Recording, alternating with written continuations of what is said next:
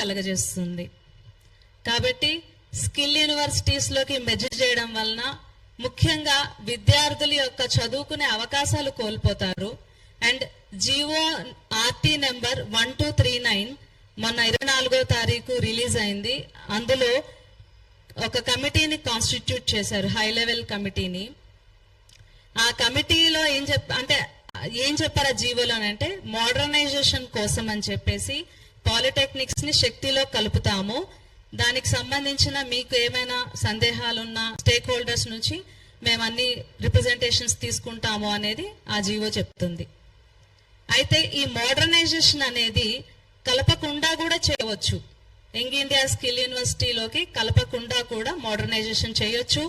పైగా model residential junior colleges లో ఎలాగైతే ఫ్రీ ఎడ్యుకేషన్ ఉంటుందో అలాగే పాలిటెక్నిక్స్ యొక్క హాస్టల్స్ అన్నిటినీ కూడా వెల్ఫేర్ డిపార్ట్మెంట్స్ రన్ చేయొచ్చు.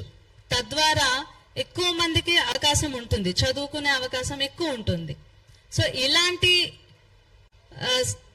చర్యలు కనుక ప్రభుత్వం తీసుకుంటే ప్రభుత్వంలోనే ఉంటూ డిప్లొమా ఎడ్యుకేషన్ ఇంకా ఎక్కువ మంది పిల్లలకి అవకాశం వచ్చేలా చేయగలుగుతుంది కదా, అది మా ఆవేదన.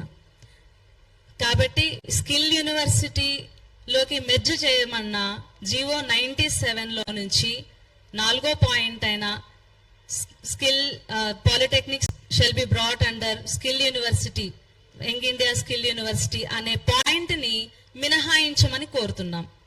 జీవో 97 మొత్తంలో మిగిలిన విషయాల గురించి కంటే కూడా అవి మాకు సంబంధం లేని విషయాలు. పాలిటెక్నిక్స్ కి సంబంధమైన ఒకటే ఒక పాయింట్ ఉంది. ఆ స్కిల్ యూనివర్సిటీలోకి మమ్మల్ని కలపకుండా ఉంటే సరిపోతుంది. కలపకుండా మంచిగా మోడర్నైజ్ చేయండి. ఫ్యాకల్టీ సార్ దాకా చెప్పారు, చాలా కోర్సులు యాడ్ అయ్యాయి, 4500 మంది స్టూడెంట్స్ పెరిగారు. మరి దానికి రేషియోలో ఫ్యాకల్టీ కూడా పెరగాలి కదా.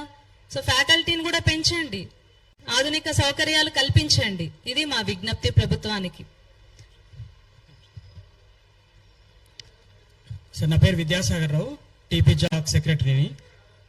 గవర్నమెంట్ తీసుకున్న ఒక్క జీవో వల్ల కేవలం అదొక కాగితాలు, ఒక నిర్ణయం కాకుండా తెలంగాణ పేద విద్యార్థుల భవిష్యత్తు మొత్తం ఆ జీవో చుట్టూ తిరుగుతూ ఉంది.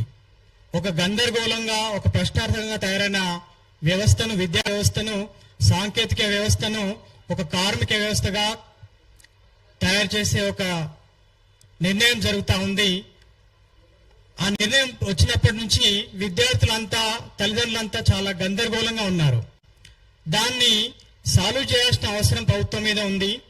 దానికి విద్యార్థుల అపోహలను, తల్లిదండ్రుల ఆందోళనను సీఎం లేనప్పుడు మంత్రి వివేక్ గారు కొంత సమాధానం ఇచ్చే ప్రయత్నం చేశారు. పిల్లల మెయిన్ కన్సెంట్ మాకు ఈ సెట్ ఉంటుందా, ఉన్నత విద్య అవకాశం ఉంటుందా అని అడిగితే దానికి పూర్తి సమాధానం చెప్పలేకపోయారు. విద్యార్థులు అధికారుల దగ్గర అడిగిన ప్రశ్నలకు, మీడియా ముందు అడిగిన ప్రశ్నలకు కూడా ప్రభుత్వం దగ్గర సమాధానం లేదు. ఎవరిని సంప్రదించకుండా ఒక జీవో తీసుకొచ్చి ఒక గందరగోళంలో నెట్టి ఏం జరుగుతుందో తెలియని ఒక అయోమయంలో పెట్టి వ్యవస్థని కావాలని నిర్వీర్యం చేస్తూ ఈ వ్యవస్థని ప్రైవేట్ చేతులకు అప్పచెప్పేలాగా వ్యవస్థను తీసుకెళ్తా ఉన్నారు. దీన్ని పునరాలోచించాలని చెప్పి మేము కోరుతా ఉన్నాము. అదేవిధంగా ఇదే స్కిల్ ఇండియా పేరుతో వ్యవస్థని మార్చడం కోసం పాలిటెక్నిక్ తీసుకెళ్లి వివిధ రాష్ట్రాల్లో, ఏపీలో, ఢిల్లీలో చేసిన ఎక్స్పెరిమెంట్ రెండు కూడా మళ్ళీ ఇది కరెక్ట్ కాదని చెప్పి ఆ నిర్ణయాన్ని వెనక్కి తీసుకుని మళ్ళీ బ్యాక్ తీసుకొచ్చారు.